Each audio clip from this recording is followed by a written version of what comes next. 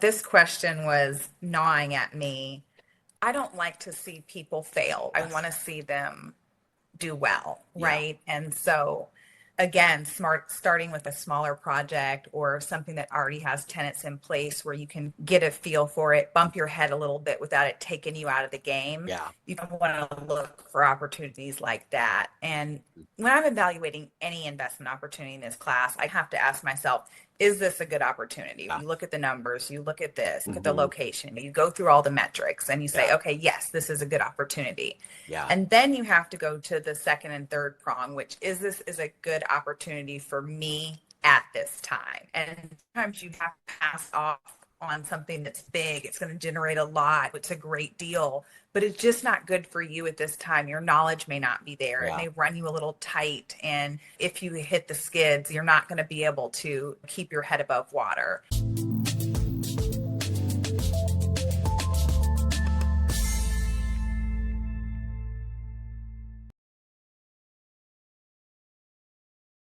Welcome, everyone, to the Commercial Real Estate Unfiltered podcast, where we dispel myths and make it approachable. And today I'm really excited to have our guest, Kumari Fulbright. She's a licensed real estate professional with partnerships across multiple luxury brokerages, including Elite Homes, Coastal Property Group, England Volkers, and Forbes Global Properties. She holds an MBA in management from the University of South Florida, a degree from the University of Michigan, and legal training from the University of Arizona's James E. Rogers College of Law. Having lived in seven different states, Kumari brings broad market insight to real estate strategy and advising. Thank you so much for being with us on the show. And clearly, you've got some stuff together that you can share some wisdom and insights to our group. But welcome to the podcast. Thank you, Caleb. That is quite a warm welcome. And I'm excited to just be here with you and your listeners and share what I can. Yeah. So tell me a little bit about your background. How long have you been in real estate and what kind of drew you into this? I got licensed in about 2015, and I wasn't really doing anything for the public, just doing things to make my own moves within the asset class of real estate. And a longtime girlfriend of mine started a brokerage out in Las Vegas, and she said, "Come on, join me." And I said, "Oh, God, I really don't know if I want to do this." And I did and really liked it, and then found my own space really working with investors on the residential side, Yeah. which piqued my curiosity for commercial. Yeah. So we talked about this right before the show, but something that's important to me and to my company and to my podcast is diversity in the market. I know you've got a lot of residential experience, but speak to what it's like to be a woman in commercial real estate.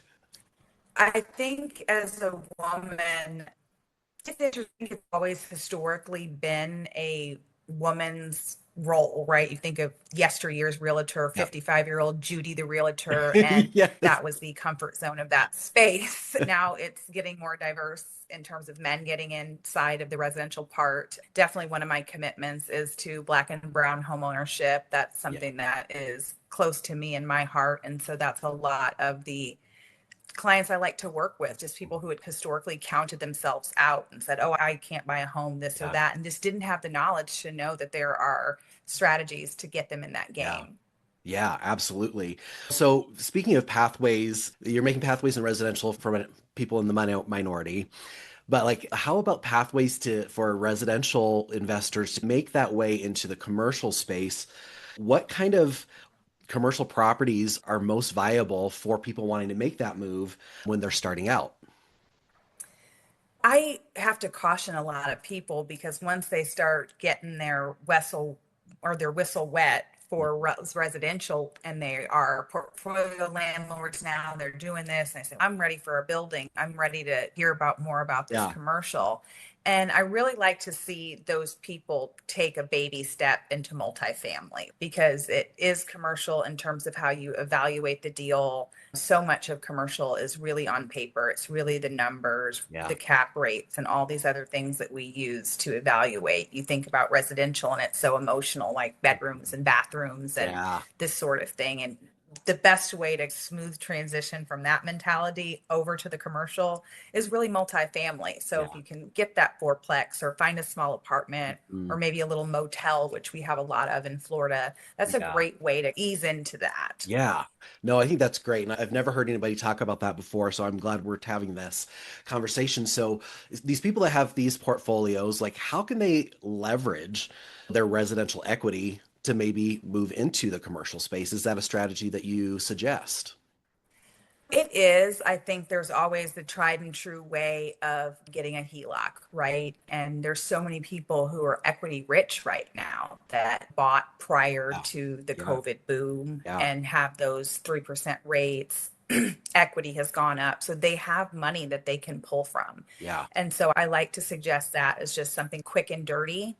But the Yeah. SBA has actually been a really big power player for beginners as they're offering Yeah. financing for commercial buildings. Yeah. And that's something that I don't think a lot of people really know about. I think a lot of people didn't know about the SBA prior to COVID. It was Right. just like this secret source or is it Right. real? And then people realize, no, this is a thing. And the SBA also can help emerging people into the commercial market get into real estate. So I think that's an important thing to investigate as well. Yeah. Yeah. And so when we're talking about these properties, some are already stabilized and cash flowing with a cap rate, and others are probably value add. Do you have, obviously, I would imagine it's different for each person in their situation. There's that option, and then there's the value add, and then there's the riskier development opportunities.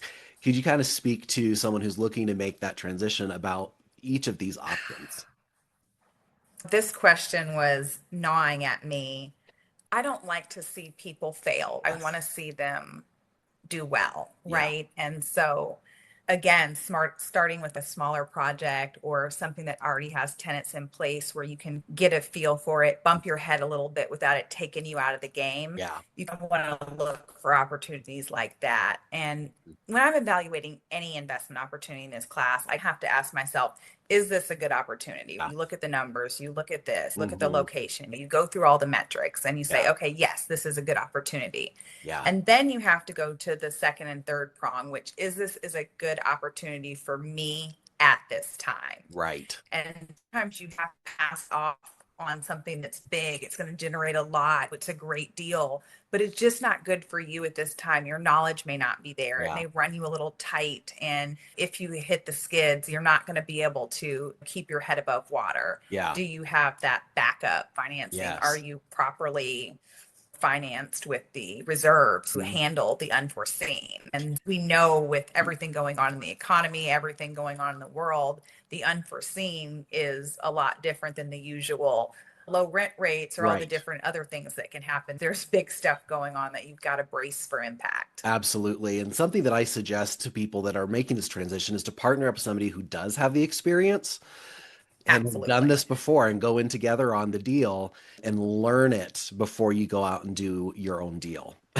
Oh, I With high risk. cannot say that enough. Yeah, you Yeah. are spot on. And I even have people do that residentially. Get a partner that Yeah. knows a percentage of something is better than going all in by yourself and losing everything. Agree. So get under Absolutely. somebody Yeah. who's done this before. Who do I know?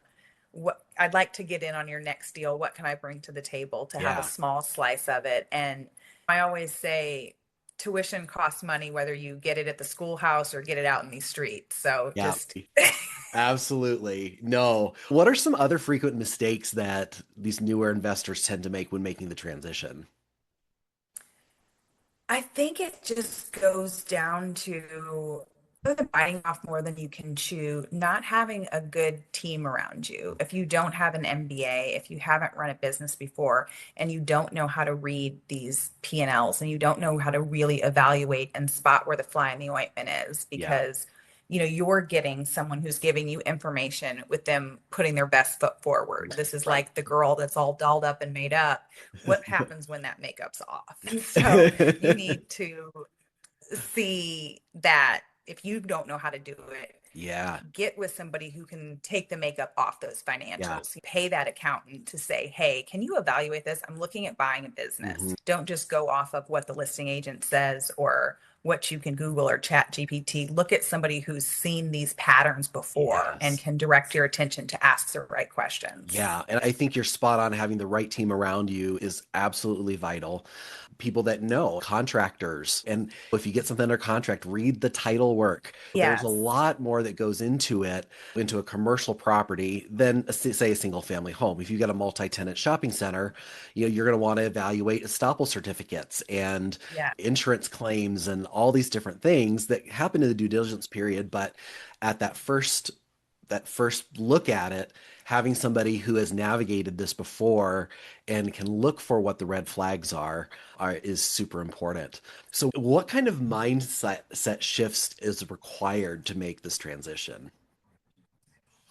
Oh gosh, what would I want to say about that? Again, you're not buying emotionally, you're not buying on visual. This is not about bedrooms and bathrooms and it's Right. beautiful, right? Commercial is about the unsexy stuff, the ugly stuff. You just never know Yeah. what is really going to pump profit. And I think sometimes people get, oh, this is a great location. It's beautiful. It's been remodeled. It's awesome. That's residential thinking. Mm, And sometimes that little shanty of a convenience store is yeah. cranking. You know Yeah. what I mean? And so you've Yeah. got to kind of get your mind off of that glitz and glamour of residential and Yeah. focus on the money and focus on the numbers. And when you do that, just circling back to the last question, have a really generous budget for that due diligence. Or it's Mm, having that CPA look at this, having a lawyer look at this, making sure everything is airtight. yeah. And I tell my clients all the time, even in just the simplicity of looking at a lease, people don't look at that every single day. They may have been in No. business for a while, but if they sign a 5 or 10 year lease, they're looking at it every 5 years. They don't live Yes. and breathe that. So obviously we as brokers, we can point them in the right direction, but not give them legal advice. So I tell clients all the time, it's better to spend a few $1,000s up front than lose Yes. tens of thousands of dollars on the other side. Yeah. Yeah. Just that peace of mind and no more what if. You can Exactly. force. There's going to be risk, but if you mitigate as much as you can and are as educated at the property as you are, as you can be, is so important moving forward and to hire the right brokers to lease the space out that understand the commercial market and what's going on and how to best position Absolutely. it. So Yeah. you are passionate about the Tampa Bay market, and I would love to hear what brought you to Tampa Bay and why has it been so attractive for out-of-state investors? Wow, Tampa is rocking. I've had ties to Tampa for over 20 years and didn't really plant my flag here until about 2011. And that was still more on a part-time snowbirding type basis. Yeah. And having lived in so many states, New York, and traveled and all this other things, all I could think about when I was in Tampa was I was like, wow, this place is just primed for Mm, so much commercial yeah. activity. Yeah. And I said, if somebody from New York or LA with some money would come and bring those concepts here, Yeah. the market and consumers are ready for it. I Mm, just kept thinking that for so many years. And then lo and behold, when COVID happened, we had so many New Yorkers and people from California just coming here and retreating from all of that chaos that was yeah. going on. And they saw it and Yeah. said, oh, this place needs everything. You know what I mean? And that's exactly what happened. Yeah. So since COVID, it's been an explosion Mm, here with a lot of out of state money. yeah. One of our biggest projects was actually the primary investor was Bill Gates. Oh, If Bill Gates is interested in Tampa, you might want maybe to you should listen. be too. Yes, absolutely. Yeah, and I think it's looking at those trends and understanding where money's coming in from to be able to go. And even if you're in real estate in the Tampa area, knowing, okay, where's the money coming from and how do we get more of it so we see more development? But what are some areas of development that are still present that have the high potential for commercial investment? So, what has really exploded in the downtown area is Water Street. Mm, And that is just this burst of great restaurants, hotels, shops. Like Tampa did not have a premium hotel. We were housing our out of state football teams at this raggedy intercontinental that was wow. really a business hotel. It was a pass through for business people Yeah. and just didn't have that five-star resort Hmm. experience here in town. Yeah. Now we've got the JW Marriott, we've got an Addition, we've got so many other great hotels here. So Water Street is just on fire. And that was the brainchild of Bill Gates, who partnered with the Tampa Bay Lightning owner. So Okay. they've created this great space, which is starting to connect some various corridors here. So we have Ybor City, we have the River Walk, we have what used to be called Channel Side that's been rebranded as Sparkman's Wharf. And so all of those little pockets are being connected by this. And so there's Yeah. so much opportunity to get things to lease because little small businesses are wanting to piggyback on this Yeah. great explosion. So I think it's phenomenal. Yeah. Have you seen more of kind of like your local businesses also get a little bit more activated as a result of this revitalization?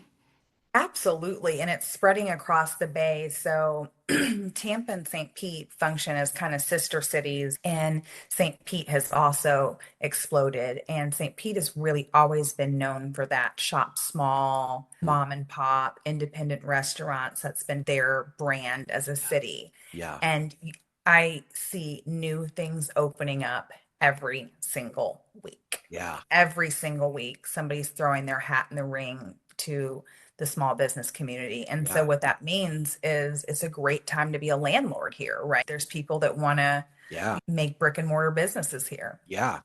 Obviously, the hospitality and the restaurant scene and retail seems to be really thriving. How are you seeing that revitalization affect other sectors of the market, say with office, industrial, et cetera? I can't say that office would be a good play in the Tampa Bay area. Mm. It's just not. We are really hyper focused on live and play. Yeah. The office space is just not thriving right now, Right. Yeah. unless you're doing some different co-working spaces. Yeah. Those Yep. are really having a moment as we're becoming more of like a city for creatives. Yeah. Tampa has been that way. St. Pete is definitely that way. So those kind of spaces are certainly in demand. But Yeah. as far as just your old fashioned traditional office space, I think that would be something I wouldn't charge forward with, Yeah. especially as a new investor. Yeah. So have you seen any of these office spaces? Because it's fascinating because every market is really different. But have you seen any of these owners of office buildings start to pivot at all or be a little bit more open to tenant improvements for these flex workspaces, the co-working? Have you seen any creative rethinking of office space in that market yet?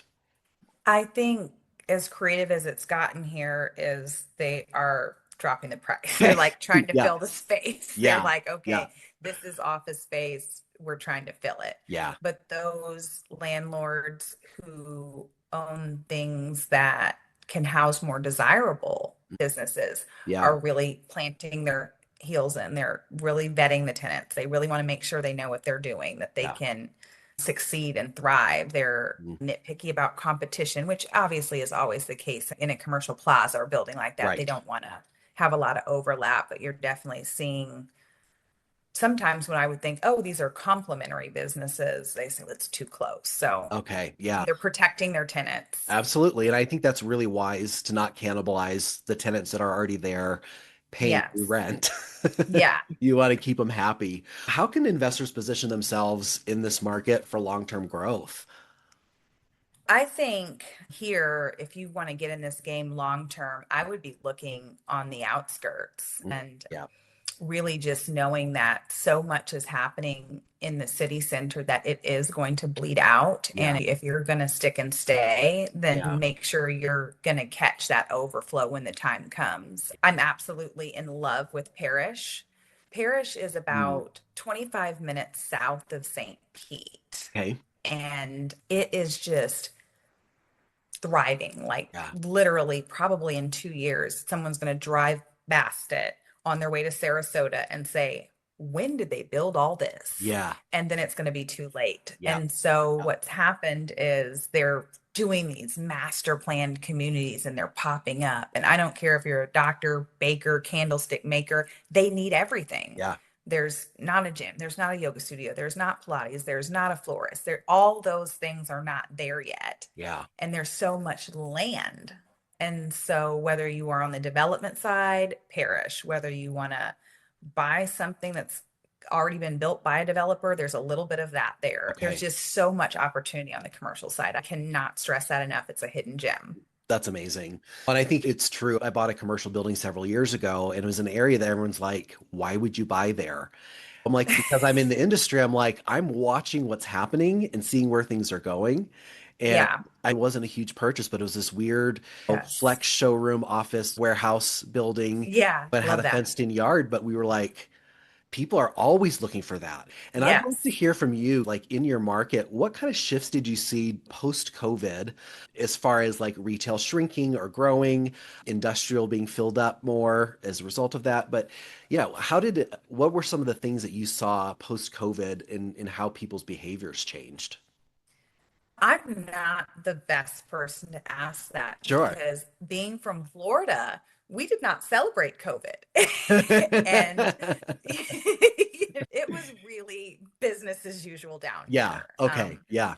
And we just didn't have that market shift or change in attitudes or behaviors or patterns. It really just Mm. was a blip and went on. Alternatively, I'm licensed in Nevada, and that was extremely different, right? Yeah. That was very heavy hit in terms of the casinos and nightclubs and Yeah. socializations. Everything that goes on in Vegas is just Right. germy.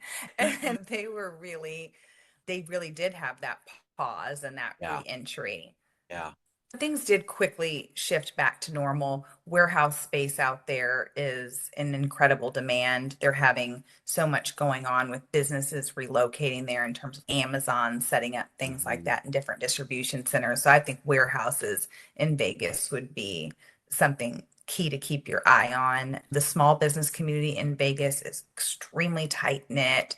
It's really great. Obviously, a restaurant hub there Mhm. for owners wanting to try a new restaurant. Yeah. So I think that's a great way to get in on the West Coast side of Yeah. things. Okay.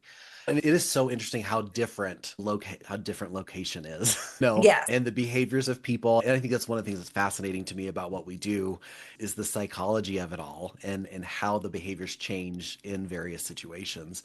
As mentioned before, I'm really passionate about women and representation in commercial real estate. Did you have any challenges when you started getting into that space from residential where you had any experiences that were like, yeah, that's not cool. I think it's always a shock to see a woman on the other side of commercial and they don't really take you as seriously until they do. The way I got into it has been similar to the way I would advise my clients to get into it on the consumer side is I partnered with someone and even still to this day because it's not my absolute expertise where I have the most years experience in like I do in residential, I still partner with a very strategic commercial realtor on every deal. And I do that because I'm getting clients from the residential and they Mhm. might want to do a warehouse or Mhm. they might want to do a multifamily or they might want to get into a plaza. And each of those are really specialties. And you, as an expert in commercial, know yes, you are a commercial realtor and you can do each one of those products. But what do you do every day? What Right. is your specialty? What do you know? What's in your buy box? What whispers do you have that are off market? Because so much of commercial goes on just whisper to whisper, right? Yeah. Or Yeah. you may have a tenant that, or you may have a client that you sold a building to, and he's been scratching his head and saying, Caleb, I might sell. I don't know. I'm getting tired of this racket. Yeah. And then you get a client that's looking for something, and now you can put them together before it even Hits the market. hits the public. Yeah. So I like to make sure that I'm aligned with who's an expert and the absolute best thing that my client needs. Yeah. Absolutely. What advice would you give for someone, a woman, a person of color that is wanting to get into it? Obviously, there's more representation in residential than in commercial. So what's some advice that you would give to someone who's looking to make that transition and or even just brand new get into commercial cold turkey? Yeah, I would say start going to events with other commercial brokers, do Mhm. your homework, study, act like you want to be in it, and then find a mentor or someone that'll let you, hey, can I just shadow you on a deal? I don't want anything out of it. I just want to take a deal cover to cover with you and I admire how you've done things. And that's really the best way. And once you know your stuff, nobody can question you Yeah. regardless Yeah. of what their preconceived notions are. You can get Correct. past that. You'll still have to deal with the initial reaction Yeah. and get some thick skin as far as that goes. But once you start talking and you know your stuff and you know the numbers and you can really communicate and shepherd someone through a commercial deal, you're going to get the respect after that. Absolutely. Absolutely. And I think people remember that. And I think that one of the things I tell people too is you don't have to know everything to be in the room, right? I think No, there's something very strong about just saying, you know what, I don't know, but let me get back to you on that. And yes. I think having that curiosity and being willing to be educated, like you said, finding that right mentor can go the distance. And I'm not saying it's not going to be a tough road to hoe when you're dealing with those adversities because it is. Yeah. But work with who's willing to work with you in the Mhm. beginning, get some W's, and then you can write your own ticket. Yeah, absolutely. What are some strategies? Because obviously this is for anybody, it's a very ego-driven industry. And especially for those who are not in the majority, there's a little bit more intimidation. But I always say if you want to get your ego worked on and try to get some healing going on, get into real estate. But what are some Yeah. strategies that maybe you have used in the past to deal with those hits that you get?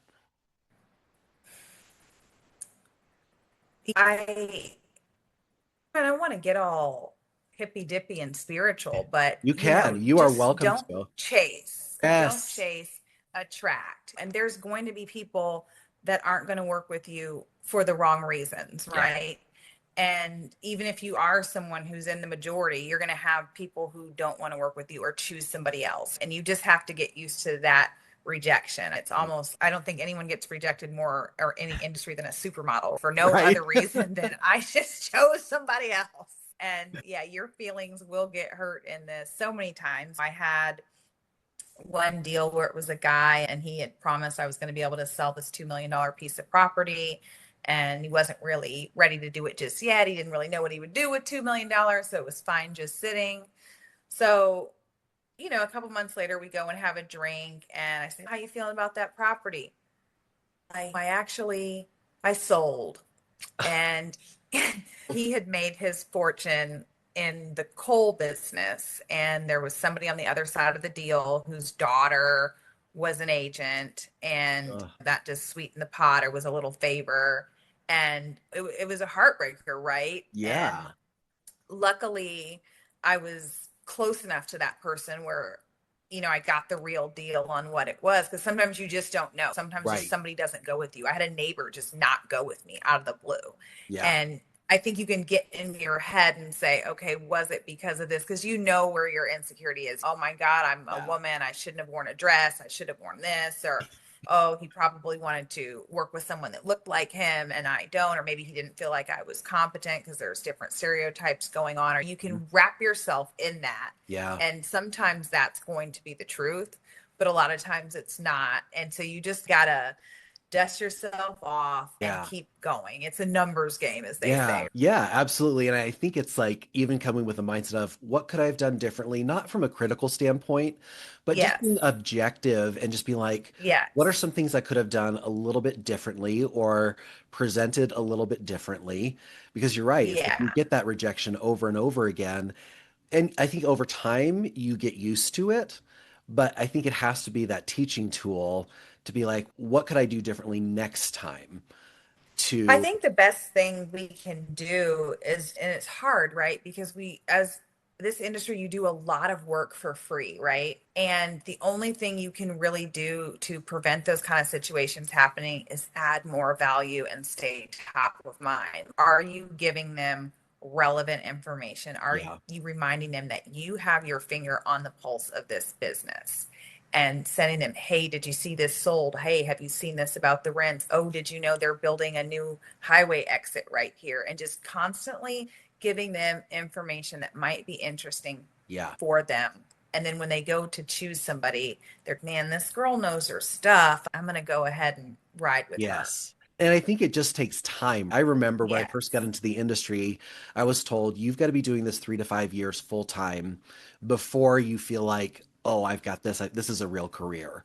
Yeah. Has that been your experience as well? Oh, absolutely. Yes. And I Yeah. think it takes time for even people in your immediate sphere to accept that this is your career and not some tangent you've Yeah. gone off on, because the reality is real estate is often a second career. You do have those generational families of Mm. realtors where you come right out of college and you get into real estate, or you skip college and make your way in real estate.